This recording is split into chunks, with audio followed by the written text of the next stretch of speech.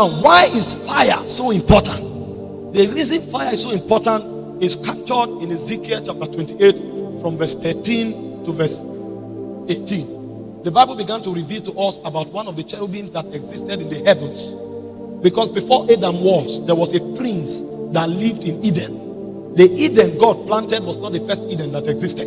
There was an Eden in the mountain of God, and there was a cherubim that walked to and fro in that Eden.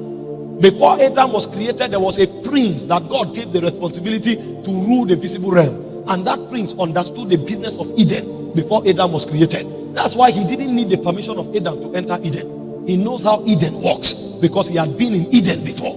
And when this prince was in Eden, the Bible gave us his credential. He said he was created with the finest stones: diamond, sapphire, carbuncle. He listed 10 precious stones with which he was created. And he said this being was the summation of beauty and excellence. He said excellent wisdom was in him, and in him was the totality of beauty. He said, but he allowed iniquity to enter into him.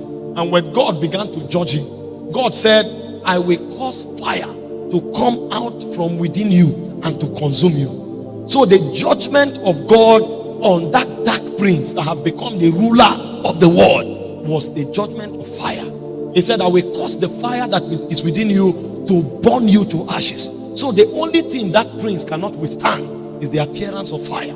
This is why when God came back in Hebrews chapter 1 from verse 7, he said, he maketh his angels spirits, but his ministers, they are flames of fire. The reason is because the judgment of the Messiah upon that prince was a judgment of fire. So he cannot withstand fire. Therefore, for you to be a messenger of the kingdom, doctrine is not enough. For you to be a messenger of the kingdom, theology is not enough.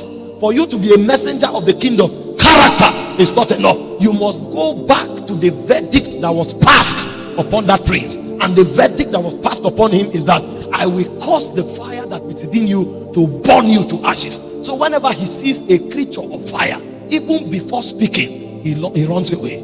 That's why many times after God trains his servants, he must give to them a baptism of fire, because without fire you can't confront him. This is why fire is too important, because the prince that you are going to fight against, the spirits that you are going to contend with, they have already been judged, and the only thing they fear is the fire that you carry. So he maketh his angels spirits, but his ministers flames of fire. In life and in death, his hunger cannot die.